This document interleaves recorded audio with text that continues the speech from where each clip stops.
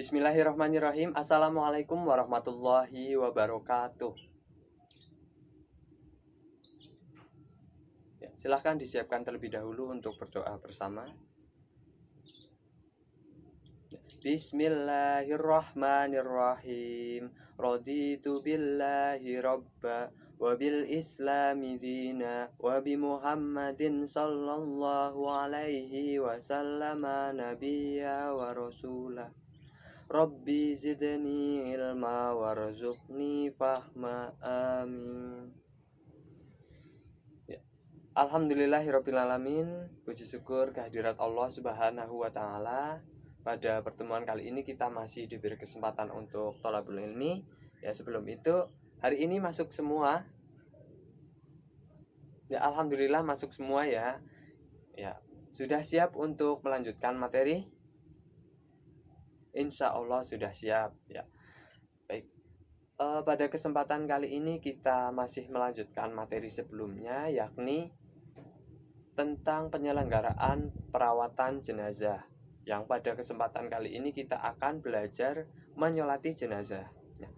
Dari awal saya sampaikan ya, saya harap semuanya memperhatikan karena ini adalah materi yang sederhana tetapi penting diketahui supaya kita itu bisa mempraktekannya langsung di masyarakat ketika ada tetangga ataupun keluarga yang meninggal dunia.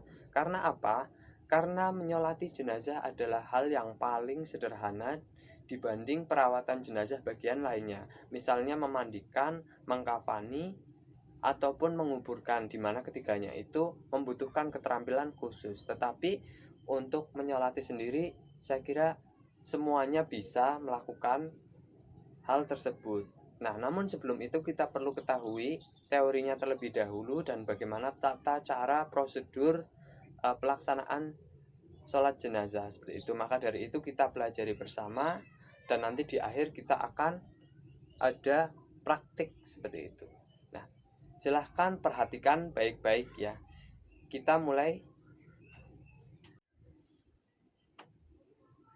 Sebelum ke penjelasan lebih lanjut, perlu diketahui bahwa referensi yang saya gunakan untuk menjelaskan materi menyolati jenazah ini adalah kitabnya Imam Al-Bujairami. Sehingga ketika ada perbedaan pendapat itu tentang pelaksanaannya, itu hal yang sangat wajar.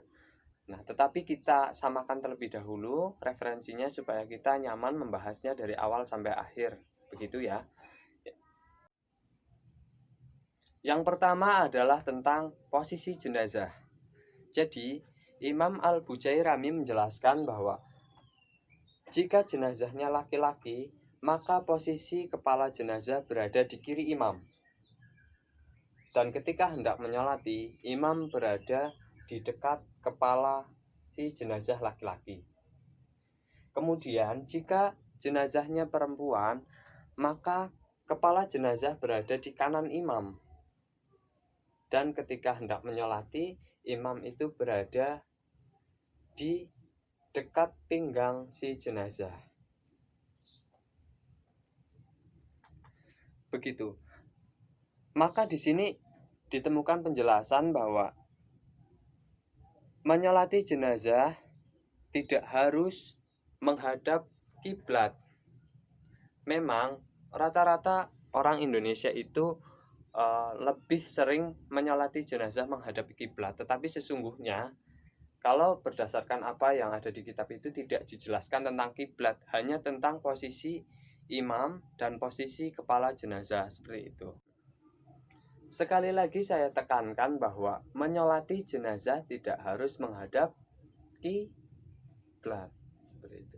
Nah, kita sudah tahu tadi yang pertama tentang posisi. Maka selanjutnya tentang prosedur pelaksanaannya. Dimulai dari yang pertama adalah niat, membaca niat. Kemudian ada takbir 4 kali. Lalu diakhiri dengan salam. Nah, niatnya seperti apa? Kita fokus ke contoh jika jenazahnya itu 1. Seperti itu ya. Nah, jika jenazahnya 1, niat untuk menyolati jenazah laki-laki adalah usolli ala hadal mayyiti arba'a takbiratin fardhol kifayati lillahi ta'ala. Jika jenazahnya perempuan, niatnya adalah usolli ala hadihil mayyitati arba'a takbiratin fardhol kifayati lillahi ta'ala. Seperti itu ya. Kemudian Allahu Akbar, takbir pertama diikuti dengan bacaan surat Al-Fatihah. Saya kira semuanya sudah paham ya tentang surat Al-Fatihah, semuanya sudah hafal. Lalu lanjut ke takbir yang kedua, Allahu Akbar. Setelah takbir kedua, kemudian membaca sholawat Nabi, sholawat apapun yang dihafal. Saya kira sudah kelas 11 sudah hafal ya sholawat, minimal ada satu sholawat. Nah tetapi biasanya karena sholat jenazah itu kan biasanya cepat, sehingga biasanya orang-orang itu membawakan sholawat yang sederhana, sholawat yang singkat ya. Cukup dengan Allahumma sholli ala sayyidina Muhammad wa ala alihi sayyidina Muhammad. Itu cukup. Jadi untuk takbir yang pertama dan yang kedua, baik laki-laki maupun perempuan doanya sama. Tetapi di takbir yang ketiga dan yang keempat itu ada perbedaan. Nah, takbir yang ketiga untuk laki-laki doanya adalah Allahu Akbar. Allahumma gfir lahu warhamhu wa'afihi wa'fu anhu.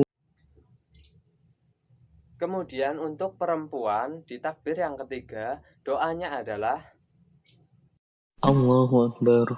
Allahumma gfir laha warhamha wa'afiha wa'fu anha. Lalu takbir yang keempat untuk laki-laki doanya adalah Allahu Akbar. Allahumma la tahrimna ajrahu wa la taftinna ba'dahu waghfir lana wa lahu. Dan untuk perempuan di takbir yang keempat ini doanya hanya tinggal mengubah objek dari hu, yakni kata ganti untuk dia laki-laki, menjadi ha sebagai kata ganti untuk dia perempuan. Jadi doanya adalah Allahumma la tahrimna ajroha wa la taftina ba'daha waghfir lana walaha. Begitu. Kemudian diakhiri dengan salam ya. Assalamualaikum warahmatullah. Assalamualaikum warahmatullah. Alhamdulillahirabbil alamin. Ya, selesai. Sampai di sini bisa dipahami? Ya, Mas yang pojok sudah paham? Ya, alhamdulillah sudah paham ya. Yang lain sudah paham semua? Ya, alhamdulillah. Ada pertanyaan mungkin? Ya, mbaknya silahkan.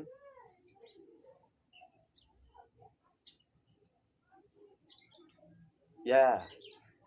Jadi tadi saya contohkan bahwa di sini kita tadi mempraktekkan jika jenazahnya satu. Nah, bagaimana jika jenazahnya itu lebih dari satu, entah itu 2, 3, ataupun lebih banyak lagi seperti itu. Nah, mungkin saja itu terjadi, terutama ketika situasi seperti yang terjadi pada saat ini ya, COVID-19 itu kan terjadi banyak sekali korban yang meninggal dunia dan memungkinkan adanya sholat jenazah di mana jenazahnya itu bisa sekali, bisa sekian banyak seperti itu. Jadi bisa disolatkan sekaligus. Misal jika jenazahnya 2 itu, maka niatnya dan doanya itu diubah menjadi jamak.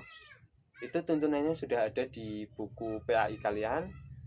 Demikian pula jika jenazahnya 3 atau lebih banyak lagi itu menggunakan jamak taksir, dan itu semuanya juga sudah ada di buku PAI. Silahkan dipelajari. Saya pun sudah menyiapkan video contoh pelaksanaan sholat jenazah, baik dari jenazahnya itu 1, 2, ataupun 3 dan lebih banyak lagi. Itu nanti bisa dipelajari, nanti saya kirim ke ketua kelas, dan itu sebagai contoh.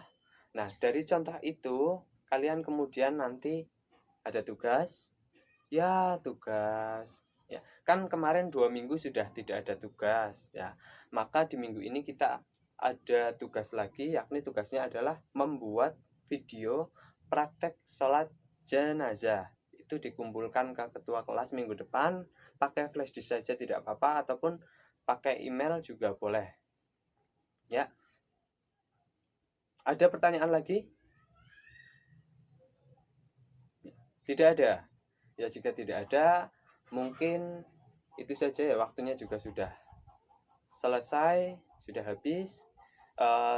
Sampai di sini dulu. Semoga ada manfaatnya.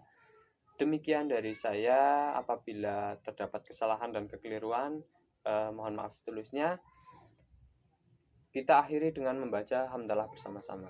Alhamdulillahirabbil alamin. Sekian. Wassalamualaikum warahmatullahi wabarakatuh.